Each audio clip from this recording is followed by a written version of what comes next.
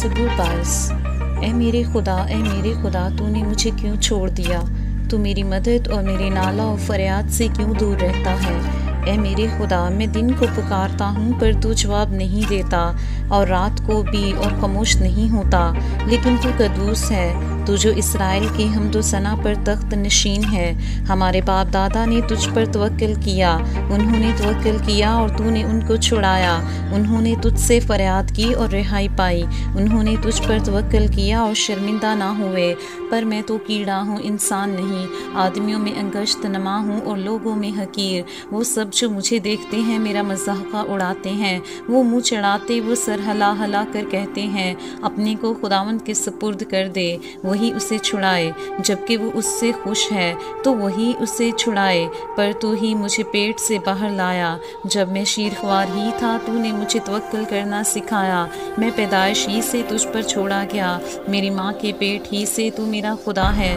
مجھ سے دور نہ رہ، کیونکہ مصیبت قریب ہے، اس لیے کہ کوئی مددگار نہیں۔ بہت سے سانڈوں نے مجھے گھیر لیا ہے، بسن کے زوراور سانڈ مجھے گھیرے ہوئے ہیں، وہ پھاڑنے اور گرجنے والے ببر کی طرح مجھ پر اپنا منہ پسارے ہوئے ہیں۔ میں پانی کی طرح بہہ گیا، میری سب ہڈیاں اکھڑ گئی، میرا دل موم کی مانند ہو گیا، وہ میرے سینہ میں پگھل گیا، میری قوت ٹھیکرے کی مانند خشک ہو گئی، اور میری زبان میرے تالوں سے چپک گئی، اور تو نے مجھے موت کی خاک میں ملا دیا، کیونکہ کتوں نے مجھے گھیر لیا ہے، بدکاروں کی گروہ مجھے گھیرے ہوئے ہے، وہ میرے ہاتھ اور میرے پاؤں چھیدتے ہیں۔ میں اپنی سب ہڈیاں گن سکتا ہوں، وہ مجھے تاکتے اور گھورتے ہیں، وہ میرے کپڑے آپس میں بانٹتے ہیں اور میری پوشاک پر پورا ڈالتے ہیں۔ لیکن تو اے خداوند دور نہ رہ، اے میرے چارہ ساز میری مدد کے لیے جلدی کر، میری جان کو تلوار سے بچا، میری جان کو کتے کے قابو سے، مجھے ببر کے منہ سے بچا،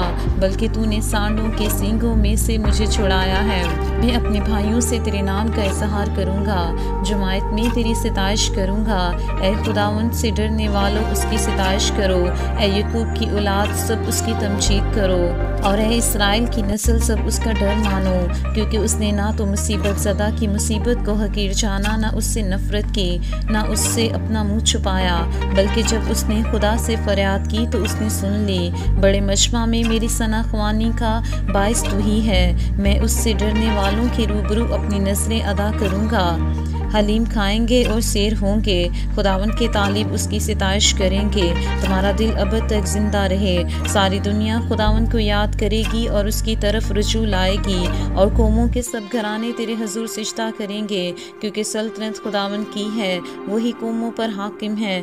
دنیا کے سب آسودہ حال لوگ کھائیں گے اور سجدہ کریں گے، وہ سب جو خاک میں مل جاتے ہیں اس کے حضور جھکیں گے، بلکہ وہ بھی جو اپنی جان کو جیتا نہیں رکھ سکتا۔ ایک نسل اس کی بندگی کرے گی، دوسری پشت کو خداوند کی خبر دی جائے گی، وہ آئیں گے اور اس کی صداقت کو ایک قوم پر جو پیدا ہوگی یہ کہہ کر ظاہر کریں گے کہ اس نے یہ کام کیا ہے۔